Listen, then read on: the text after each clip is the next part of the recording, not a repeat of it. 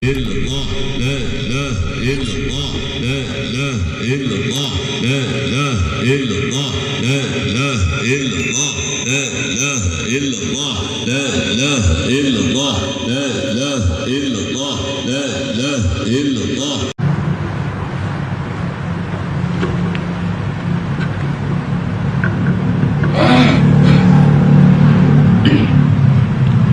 السلام عليك يا إمام الأنبياء والمرسلين. السلام عليك يا أبا زهراء سيدة نساء العالمين. السلام عليك يا أخا أمير المؤمنين. السلام عليك يا جد الحسنين. السلام عليك يا أبويا مدبر السالكين. السلام علينا وعلى عبادك الصالحين. السلام عليكم ورحمة الله وبركاته. وعليكم السلام ورحمة الله وبركاته.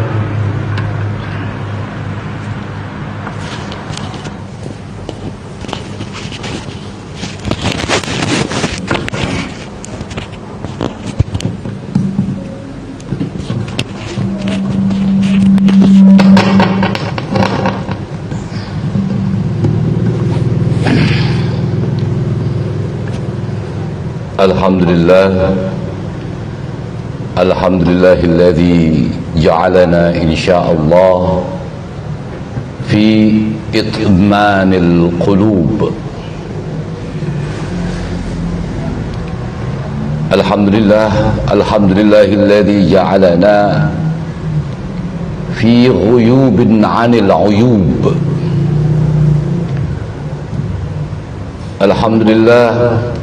الحمد لله الذي جعلنا من المتألفين في القلوب والحبوب. اللهم صل وسلم على سيدنا وحبيبنا وشفيعنا وذخرنا ومولانا محمد وعلى آله الطاهرين الطيبين وأصحابه الميامين المنتجبين. أما بعد، المكرم الذي كنت مشتاقا إليك يا أبويا، ادعوني الله أن ألتقي في يوم ما قد قرر تلامذك في هذا المكان كرم. Yang Tuan muliakan, hormati, cintai Pak Wali, Pak Khalifah, gure-gure, ustad-ustad, para tengku, bapak-bapak dan ibu-ibu sekalian. Pada malam hari ini, setelah saya baca makalah ini, saya merasa malu, merasa tidak berwenang, tidak berhak untuk mengupas ini. Mungkin saya perlu mengaji dulu sama Ustadz Marhaban. Ustadz Marhaban, tolong dipahamkan ini, kayaknya berat sekali ini kajian mutmain ini Ustadz.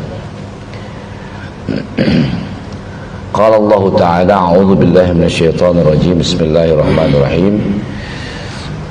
Ala bi dzikrillah tatma'innul qulub.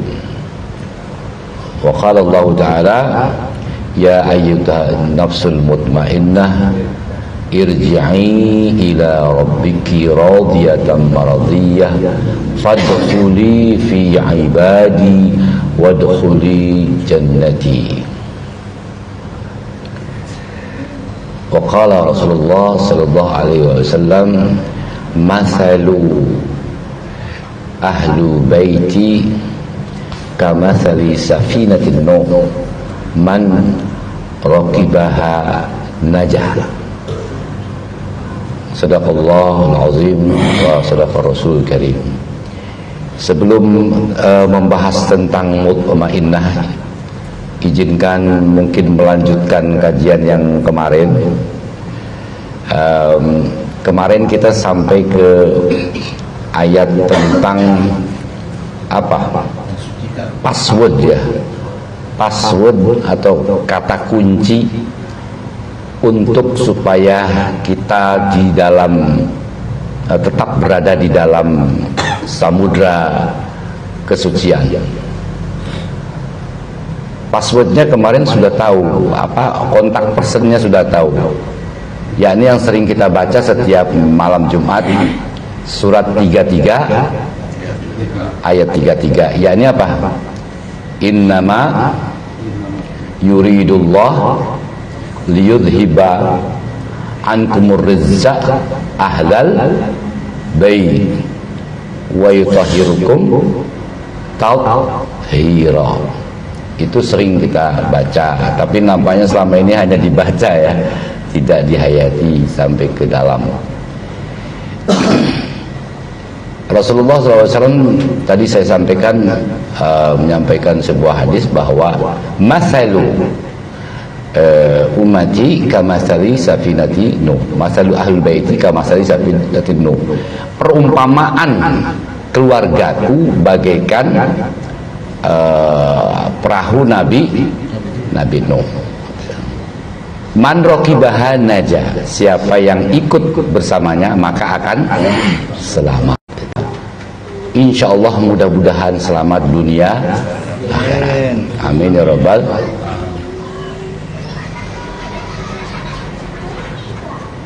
Di dalam ayat tadi ada kata ahlul bait. Mungkin kita namanya kajian kan ya, kita apa namanya itu, kita kupas satu kata kiban hana apa ya, yang namanya kajian kan begitu, dipretel sampai habis. Ada yang bertanya ke saya, Habib Ja'far, ente itu mazhabnya ahlus sunnah atau bukan? Gitu. Saya bilang, waduh, kalau ada yang mengatakan, yang menuduh saya ahlus sunnah, itu bukan tuduhan, itu doa. Kenapa? Karena berat sekali. Bayangkan kata ahlu itu bukan artinya apa ya, mahir, bukan. Ahlun itu umpamanya gini, ini di sebuah rumah, ini ahlul bait rumah ini, berarti beliau mengetahui, mencintai dan mengetahui seisi rumah, itu ahlun. Jadi bukan sekedar profesi, tapi profesional. Kan berat itu. Jadi kalau ada yang menuduh saya ahlu sunnah, itu bukan tuduhan, itu doa. Kenapa? Jangankan saya ngaku ahlu sunnah, untuk ngaku ahlu komputer saja nggak berani saya. Ya. Selama ini kita boleh berharap, mudah-mudahan kita ini dinilai oleh Allah sebagai pecinta sunnah. Walaupun sunnahnya yang kecil-kecil aja, nggak apa-apa. Pokoknya mudah-mudahan dinilai sebagai ahlu sunnah. Amin ya rabbal. Tapi berat itu, kita akui berat. Ya. Ada yang nggak pernah batal wudhu? itu maaf deh, ini yang kecil aja deh, kecil. Kita nggak usah yang muluk-muluk deh, ya.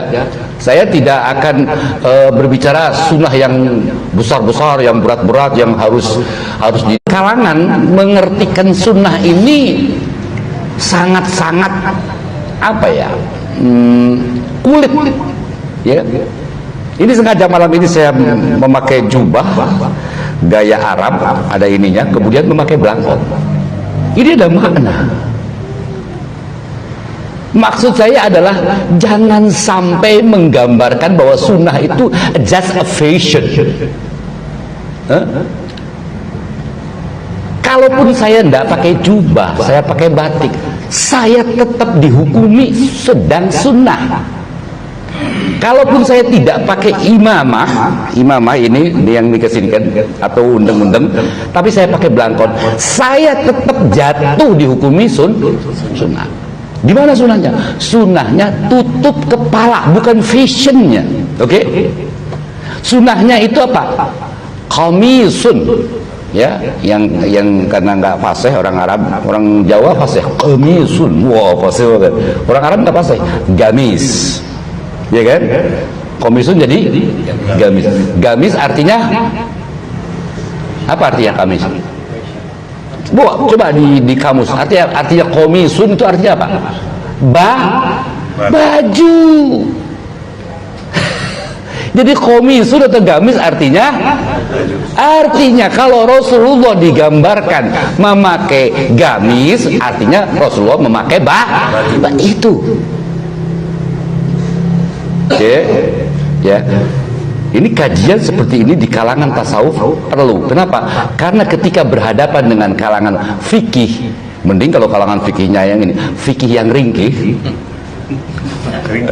Iya, fikih yang ringkih itu maksudnya fikih yang ringkih itu tahu sendiri lah ya, yang hanya kulit-kulitnya saja.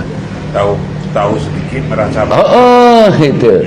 Tapi karena kita ini dididik Abuya untuk selalu cinta, jangan ada benci, apalagi kepada yang tidak sayangi mereka. Kasih tahu dengan baik-baik, kasih tahu dengan penuh rasa cinta. Gitu. Jadi kembali ke tadi ya, ahlun. Jadi ahlun artinya apa tadi? Mengetahui kemudian mencintai. Gitu. Kalau saya dibilang ahlu sunnah berarti saya mengetahui semua sunnah Nabi dan mencintai. Waduh, itu doa itu. Amin ya rabbal alamin. Kemudian dalam hadis selanjutnya ada kata-kata tambahan dalam riwayat yang lain, wal jamaah, ya kan? Wal jamaah. Orang-orang bangga-bangga sekali. Wah, lu sudah wal jamaah boleh. Jamaah ada imamnya apa tidak? Nah, saya tanya, kamu itu gembar-gemborkan HTI khilafah, imamnya siapa? Imam Samudra atau Imam S. Arif gitu. Kalau nggak ada imamnya jangan ngaku-ngaku berjamaah itu. Seperti itu. Jadi kadang-kadang kita ini hanya ngaku kayak kemarin kita bangga ngaku muslim, padahal baru sakit gigi aja udah mengeluh. Seperti itu. Jadi ada dua kata di dalam ayat 33 ayat 33. Pertama ahlul bait, ahlun dan apa? Bait. Ya, ahlun dan bait. Ahlun tadi sudah kita kupas bahwa mestinya kalau orang benar-benar ahlun maka harus mengetahui dan mencintai. Selamat datang bahasa Arabnya apa? Ahlan. Padahal itu bukan itu artinya. Kalau arti selamat datang sesungguhnya salamah fil hudur, ya kan? Salamah bil hudur, kan gitu. Ahlan wa sahlan itu makna lain. Itu sudah filosofinya sudah tinggi itu. Sebagaimana orang Aceh dan orang Iran, Persia mempersilahkan minum, itu bukan tafadhol, bukan. Orang Iran dan orang Aceh lebih Islami daripada orang Arab. Orang Arab cuma tafadhol doang. Kalau orang Iran atau orang Aceh itu apa? Bismillah, in the name of God. Bismillah. Lebih Islami. Jadi Islaminya bukan karena bahasa Arabnya, tapi kandungan daripada kalimatnya. Ahlan wa sahlan. Ada kata ahlun di situ kan? Ahlan wa sahlan itu artinya apa? Ahlan. Kunta sahlan lana, fakunta ahlan lana. Engkau datang dengan mudah kepada kami, maka engkau menjadi keluarga kami. Tuh, ya. Jadi ahlun yang sering diartikan keluarga juga diartikan menguasai dan mengetahui dan mencintai. Kemudian baitun. Baitun artinya apa, Bu? Pak? Hah? Rumah. Tunggu dulu ya. Rumah ini bahasa Arab ini banyak nih. Boleh dikupas satu-satu. Jadi gini, bahasa Arab kalau rumah ya bahasa Arabnya satu, darun. Walaupun sering diartikan kampung atau negara, ya kan? Yang kedua apa? Manzilun. Yang ketiga baru baitun. Darun itu dari kata-kata daroyaduru, daurun. Ada istilah daur ulang, ya. Daroyaduru, daurun. Artinya apa nih? Apa artinya? Ini loh yang berputar. Jadi darun tempat berputarnya keluarga. Darussalam, ya, negara kita ini walaupun tidak bernama negara Darussalam, mudah-mudahan negara kita ini adalah Darussalam. Tempat darun diartikan negara juga, tempat berputarnya ke ya. Maka sebuah rumah, sebuah keluarga, sebuah negara kecil akan tenang, akan damai, akan jaya kalau terjadi perputaran yang bagus, terjadi komunikasi yang bagus. Gitu. Itulah yang dimaksud oleh sabda Rasulullah SAW, darul wasi', rumah yang lapang. Segede apapun rumahnya, kalau tidak ada sinergi cinta tidak berbaur di situ, pada diem saja, kalaupun ketemu saling merengat berengut, mandek, stuck, maka rumah itu kayak sempit. Betul tidak? Sekecil apapun rumahnya, kalau ada perputaran cinta di situ, maka perasaan lega, ya kan? Enggak apa-apa bang, sepiring berdua ada, ya, yang lain kontra. Padahal nggak kenyang. Udah aja, Pak Wali. Ya itu, ya. Jadi itu makna darun. Kemudian makna manzilun. Manzilun itu dari kata-kata nazala yanzilu. Apa artinya nazala yanzilu? Turun, kan ingat nuzulul Quran, ya kan? Nah, loh, kok kalau begitu manzilun artinya tempat turun? Iya, tempat mampir. Orang Arab kalau lagi duduk di depan rumah, terus ada yang lewat naik onta, ya akhi, inzil litusyarikin fi, turunlah, mampirlah untuk kita bersama-sama bercengkrama. Jadi berarti manzil itu adalah apa? Tempat mampir, just a house. Kalau baitun itu tempat menginap, bata yabi, tempat menginap. Mungkin kalau bahasa Inggris baitun itu home, ya kan? Kalau manzilun itu house, mungkin begitu. Nah, yang jadi masalah, di manakah Baitullah? Di manakah rumah Allah? Baitullah fi qalbil mu'min. Rumah Allah itu atau tempat menginapnya Allah itu ada di hati orang mukmin. Orang yang mukmin yang bagaimana? Yang nafsunya mutmainnah. Siapakah yang memiliki nafsu mutmainnah itu? Orang-orang yang senantiasa menyebut Sang Maha Mesra dengan sebutan yang indah. Di sini ada gambaran-gambarannya, yaitu orang-orang yang manja. Beberapa video viral tentang bagaimana orang-orang Arab ini sekarang sedang suka terhadap singa, macan, apa segala yang sangar-sangar itu. Tapi dipelihara di rumah. Dan gimana itu? Kira-kira buas apa enggak di saat itu? Enggak kan? Itu zina itu. Dan juga pernah ada video yang viral yang waktu kecilnya itu bersama dia, lalu terus harus dilepas di hutan. Pas sudah berapa tahun dipanggil lagi, datang lagi dengan penuh jinak. Pernah lihat itu? Itu sebenarnya Allah hadirkan seperti itu. Itu ada sebuah sapaan Allah yang kita mungkin kurang bisa membacanya. Allah sedang menyapa bahwa sebuas apapun makhlukku ketika telah jinak, maka dia akan tenang. Sebaliknya, pernah melihat ini kambing etawa. Kambing etawa itu suaranya bukan bukan gitu. Gitu. Besar, tinggi besar. Saya tahu banget kambing ketawa karena pernah sekolah kursus peternakan di Sare, di Aceh ya, di Aceh. Itu jadi tahu banget itu kambing etawa tuh yang suaranya lok gitu. Gede. Itu ya Allah Robbi, enggak tenang itu, gusak tenang. Nah, ketika saya membersihkan apa namanya itu kandangnya punya Pak Haji Ibrahim Cina yang ada di Sare itu kambing bluk, untung aja ininya kuat. Kalau enggak, wah udah benjol ini. Nah, saat itu juga saya sadar, oh ini maksudnya orang yang jiwanya nggak tenang ini Allah sedang ngasih tahu kayak gini gambarannya, kusuk. Orang yang selalu ingin cepat ini cepat itu, ini dia orang-orang yang tidak mau main.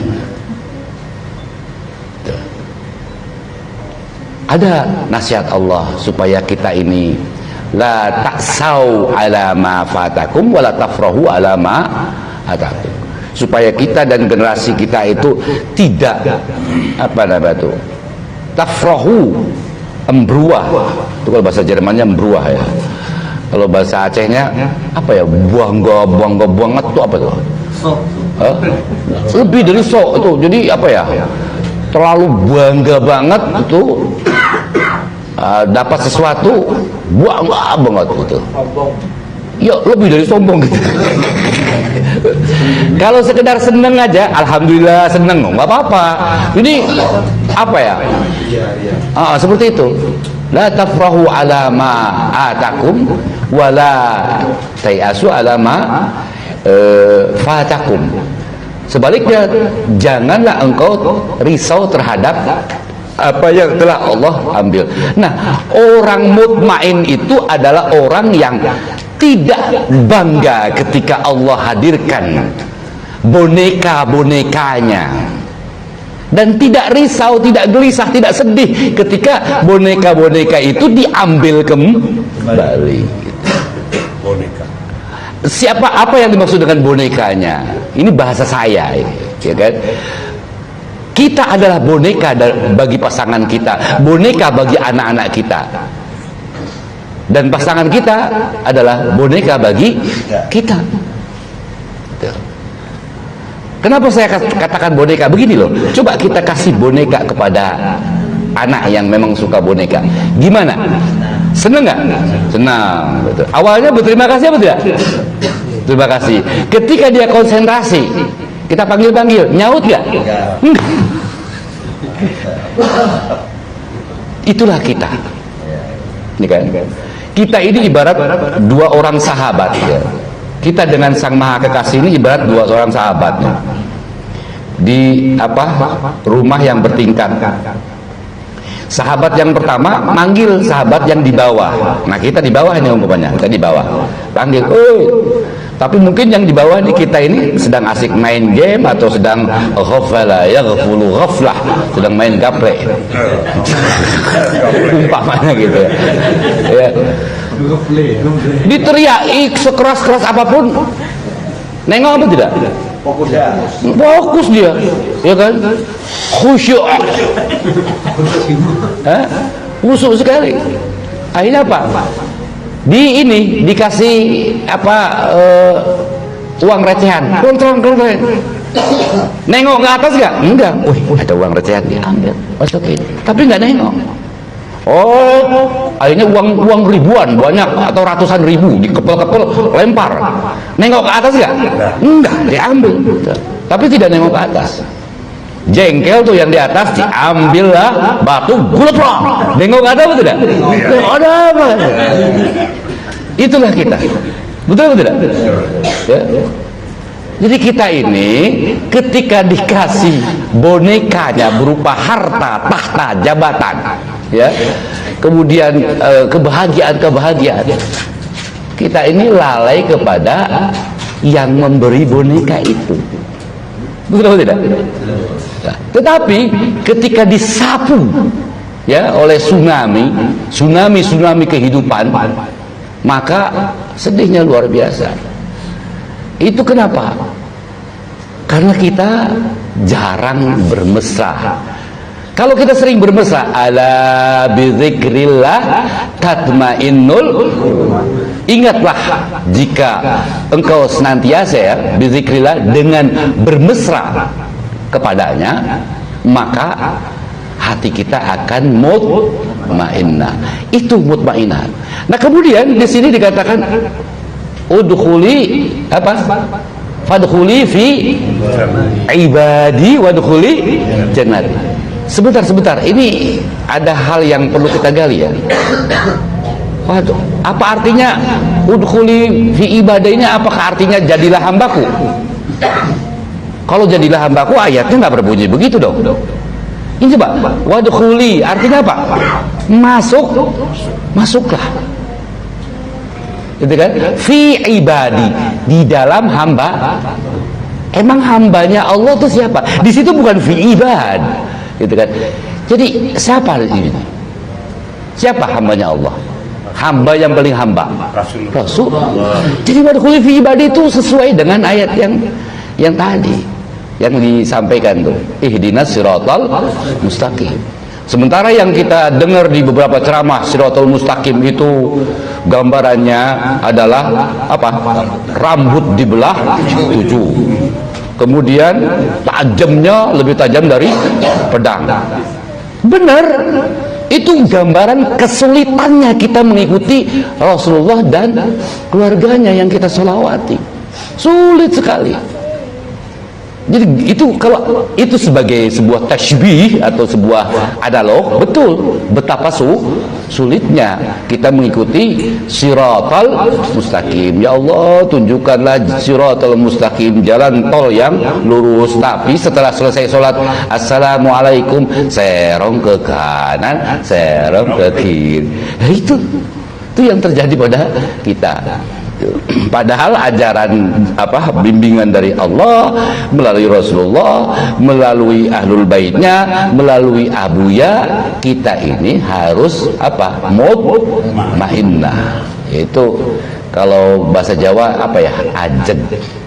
adem, ayem, tenang. Ini gambarannya seperti tadi, yang hewan yang mestinya buas tenang, diusap-usap tenang, enggak nggak gerasa gerusu, ya, nggak gerasa gerusu.